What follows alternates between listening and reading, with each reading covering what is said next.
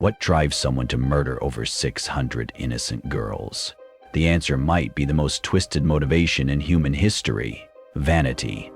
In 16th century Hungary, there lived one of Europe's most powerful aristocrats. She was related to kings, controlled vast estates, and commanded hundreds of servants. She had everything wealth could buy, except what she wanted most: eternal youth. So, she decided to take it by force. For over 2 decades, this woman systematically tortured and killed young girls, convinced their blood held the secret to stopping time itself. Her servants became accomplices, her castle became a slaughterhouse, and her victims became ingredients in history's most horrific beauty regimen. She believed she could achieve immortal beauty by bathing in virgin blood.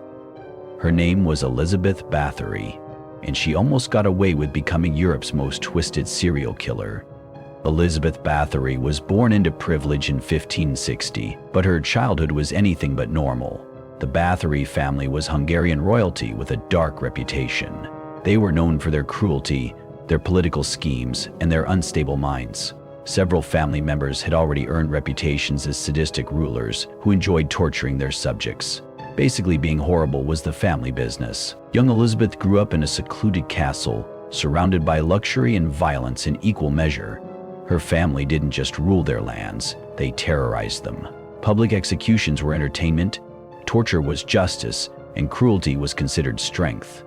The Bathorys took brutality to another level entirely. At age 11, Elizabeth was engaged to Ferenc Nadasdy, a Hungarian military commander known as the Black Knight. But here's where things get disturbing. Even as a child, Elizabeth was already showing signs of her future brutality. She would reportedly watch executions with fascination, studying the faces of dying prisoners with an intensity that unsettled even hardened soldiers.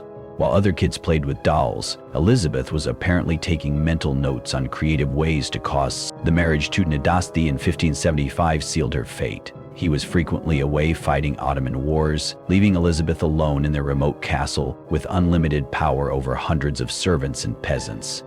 Nadasdy himself was notorious for his battlefield cruelty. He would impale captured enemies and leave them to die slowly. Some historians believe he taught Elizabeth new torture techniques during his brief visits home. What a romantic couple, right? Most newlyweds exchange recipes. These two exchanged methods of inflicting maximum pain. But Elizabeth wasn't just learning from her husband, she was innovating. While Nadasdy's cruelty was tactical, Elizabeth's was personal. She began experimenting with torture methods on her own servants, claiming they were punishments for minor infractions. A dropped plate could result in hours of agony. A late arrival could mean death. Talk about having impossible workplace standards. Her servants couldn't escape or report her. They were essentially prisoners in a remote castle, miles from any authority who might care about their welfare. Elizabeth had created the perfect laboratory for sadism, and she was just getting started. When Ferenc Nadasdy died in 1604, Elizabeth was finally free to pursue her darkest impulses without any oversight. She was 44 years old, wealthy beyond measure, and completely unsupervised.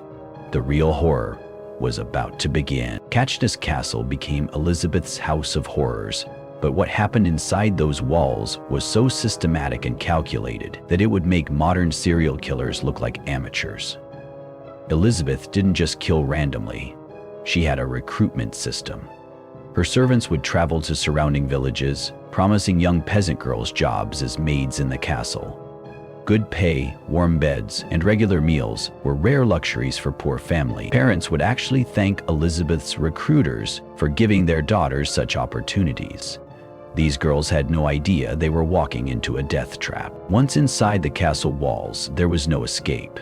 The castle sat on a remote hilltop, surrounded by dense forests and loyal guards. Even if someone managed to flee, where could they go? Elizabeth controlled everything for miles around. The torture chamber was Elizabeth's masterpiece of cruelty. She had it specially designed with devices that would maximize pain while keeping victims alive as long as possible.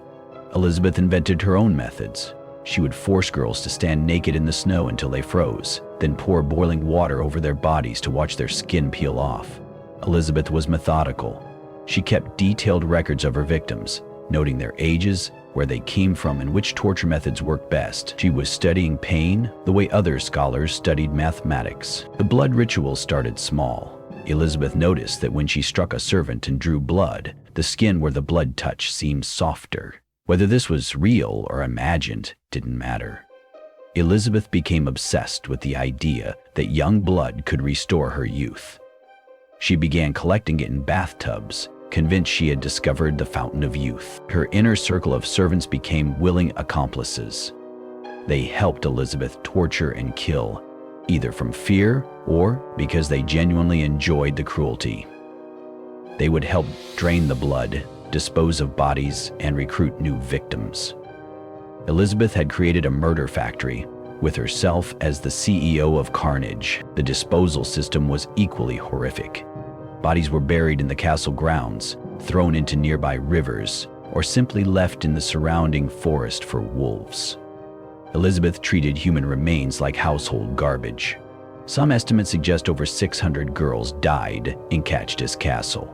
But the true number will never be known because Elizabeth was so efficient at making people disappear. Elizabeth's growing obsession with her appearance and a twisted interpretation of medieval medicine made her addicted to blood baths. In the 16th century, blood was considered the source of life and vitality. Elizabeth took these ideas and warped them into something monstrous. She convinced herself that if drinking animal blood could cure illness, then bathing in human blood could cure aging. The transformation from occasional torture to systematic blood harvesting happened gradually. Elizabeth would examine herself obsessively in mirrors, searching for new wrinkles or gray hairs. Every sign of aging sent her into violent rages. She began timing her torture sessions with her beauty routines, convinced that fresher blood would be more effective. Her method was horrifyingly precise. Victims would be suspended upside down and drained like livestock. Elizabeth would bathe in the warm blood immediately, believing that heat enhanced its youth-preserving properties.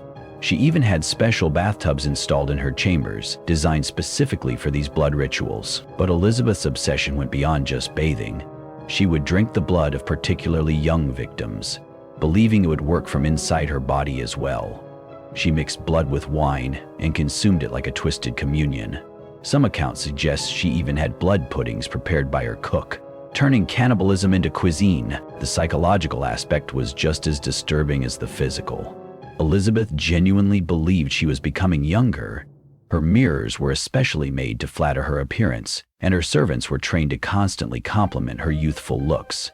She created an echo chamber of delusion, where her horrific crimes seemed justified by imaginary results, like Instagram today. Medieval society's beliefs about virginity made young girls the perfect targets. Virgin blood was considered the purest and most powerful. Elizabeth specifically targeted girls between 12 and 18 years old, believing their blood contained the strongest life force. The younger the victim, the more potent she imagined the anti-aging effects would be. What makes this even more chilling is that Elizabeth wasn't alone in these beliefs. Several other European nobles of the time practiced similar blood rituals, though none took it to her extreme. You don't learn this in history classes out there, but Elizabeth Bathory essentially created the template for every vampire legend that followed. Her obsession with blood, youth, and immortality became the foundation for centuries of horror story. For over 2 decades, Elizabeth Bathory murdered hundreds of girls, and almost nobody tried to stop her. This wasn't because people didn't know, it was because she had built the perfect protection system using wealth, power, and fear. Elizabeth's first line of defense was her social status. She was related to the King of Poland, connected to Hungarian royalty, and controlled vast territories.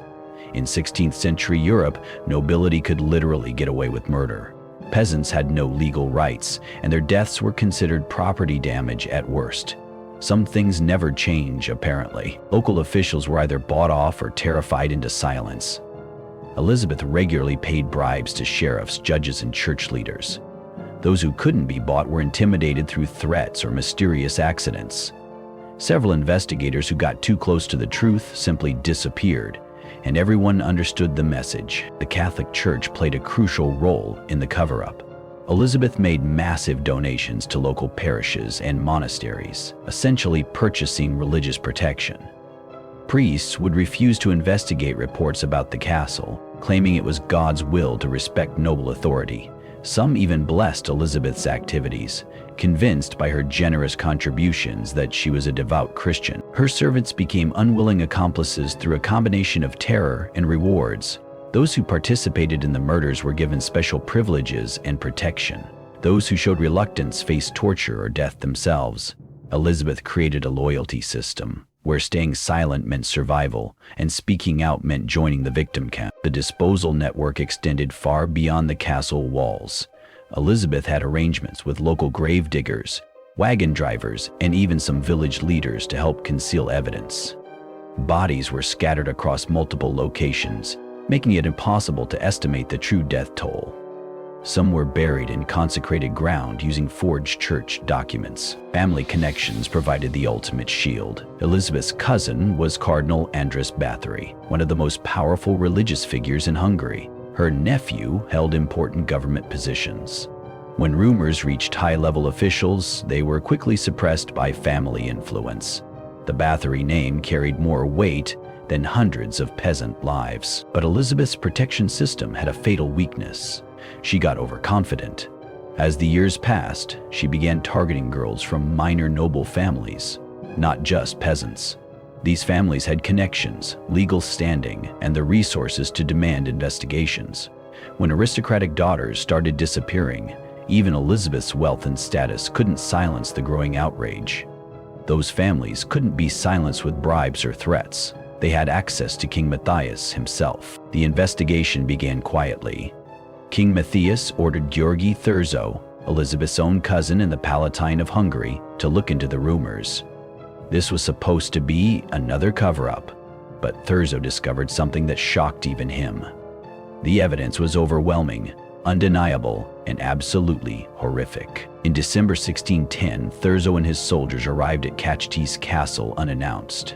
What they found inside defied imagination. Fresh corpses were scattered throughout the castle. Torture devices were still covered in blood. The walls were stained with decades of carnage. In the dungeons, they discovered girls who were still alive but horribly mutilated, barely clinging to life. The testimonies from survivors and witnesses painted a picture of systematic horror. Anna Hedwiga, one of the few survivors, described how Elizabeth would bite chunks of flesh from girls' faces and shoulders.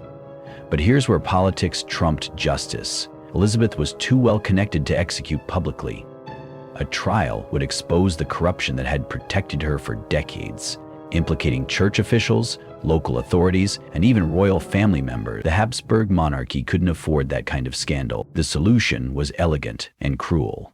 Elizabeth's servants were executed publicly, tortured, and burned alive to satisfy public outrage. But Elizabeth herself never faced trial.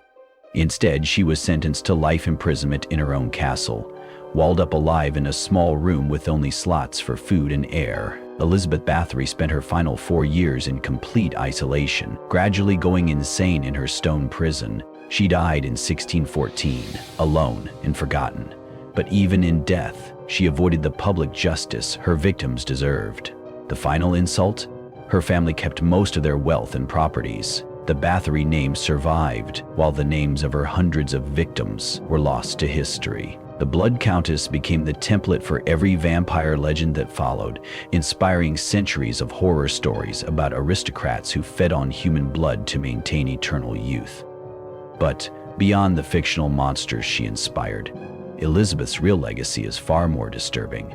She proved that wealth and power can protect almost anyone from almost anything. For over 2 decades, hundreds of girls died horrible deaths while authorities looked the other way, and the systems that enabled her crimes barely changed after her death. The most chilling aspect of Elizabeth Bathory's story isn't the bloodbaths or the torture chambers. It's how normal it seemed to everyone around her. The next time you hear about powerful people escaping consequences for their crimes, remember Elizabeth Bathory. Some things haven't changed as much as we'd like to think. History has a way of repeating itself, especially when we forget its darkest lessons.